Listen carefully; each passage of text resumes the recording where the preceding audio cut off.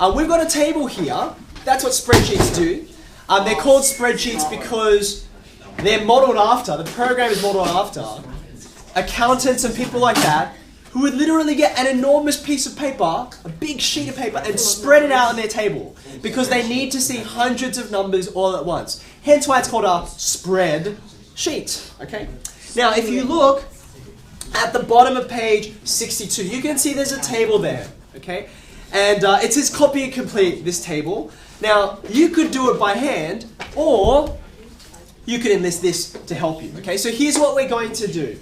To start with, let's do a bit of formatting before we put any data in this so we all have something consistent. So you notice that the table they've got has 3 rows, and it's got, let's see, 13 columns, okay? So what I want you to do is, using your cursor, have a look at the screen, have a look at my screen, have a look at my screen. You can see I've got my cursor there, and I'm going to drag out, in fact, just an extra row. You'll see why shortly. So I'm going to do 4 rows like that. You can see I'm holding down, and I'm going to go all the way across until I've got 13 columns. Okay?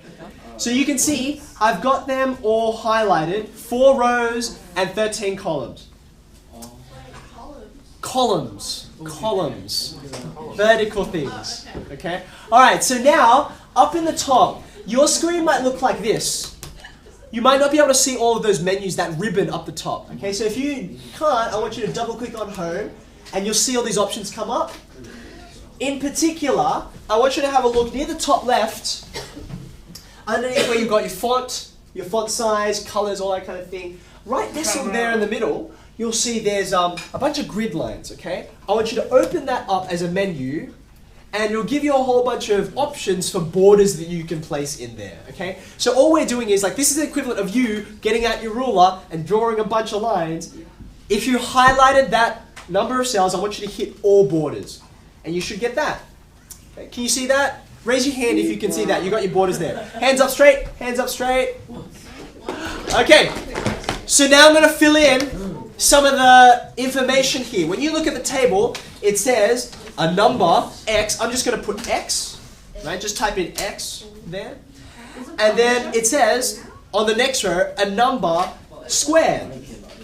So I'm just going to write X squared. On the next row, they've got X cubed. We're just going to leave that 4th row for a second. Okay.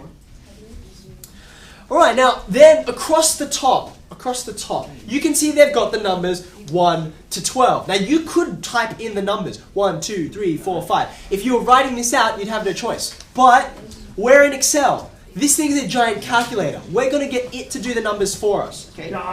You do need to do the first number, 1. So you type that in. Sir. I know, pretty groundbreaking stuff, right? But now we're going to get the calculator, Excel, to do the rest for us. So stop entering things on your spreadsheet for a second and look up so that you don't miss this critical step. I've been referring to this as a calculator. Every one of these little boxes, they're called cells, can do a calculation for us, right? So in order to get it to do the calculation for us, I start by saying, now don't do this, follow with me first. I'm going to type in equals, and that's a signal to Excel to not just type out whatever I've got, but to calculate. Once I put in equals, my cursor is still there. I'm going to take my mouse and I'm going to click on my cell which has the number 1 in it.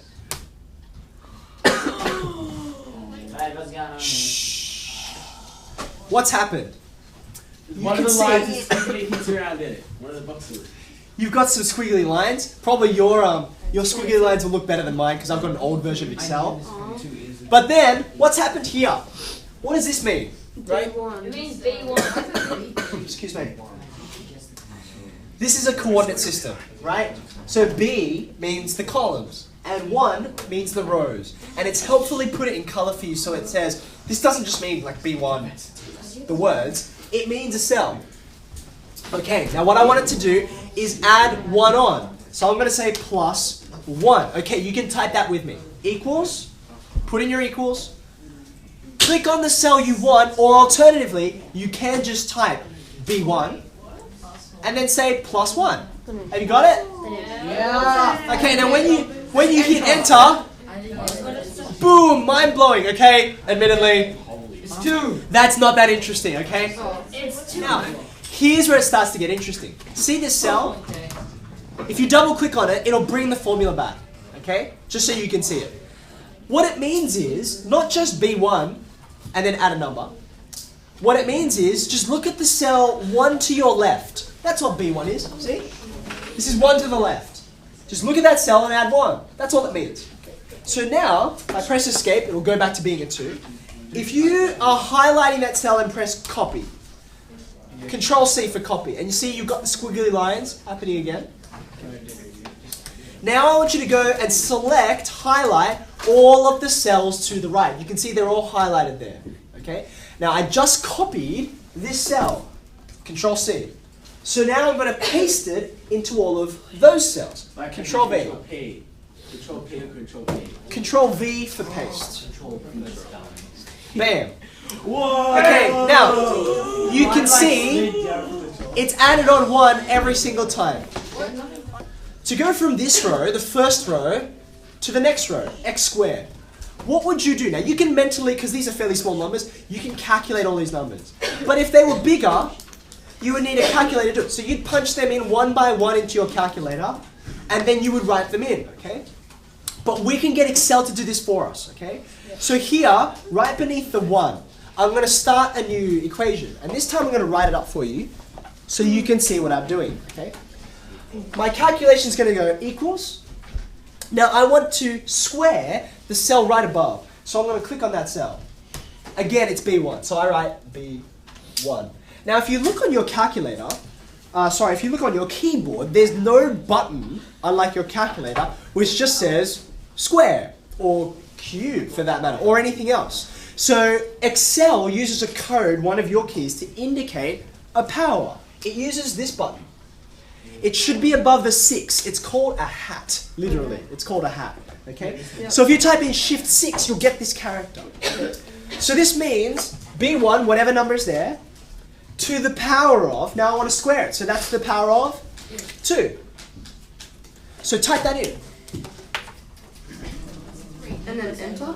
And then hit enter and it'll calculate. Now unsurprisingly, 1 squared is 1.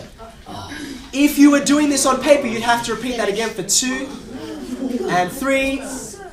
Now the whole point of Excel we've been saying is, it can do calculations for us, and it can do them all in one fell swoop, unlike you and your slow hand calculator. So I'm going to take that formula. All it means is, look at the cell above you and square it. I'm going to take all the cells to the right, and I'm going to paste. And it does them all at once. Now, have a look at the next row. Again, I want that top number there, B1, but I want to cube it, right? So what should I type in? You type in B equals B1. So let me just write B1, and then you press Shift C. Yep. Shift 6. What's that called again? What's it called? Hat. A hat. Yep. Then you type 3. Then you press Enter, and you get 1.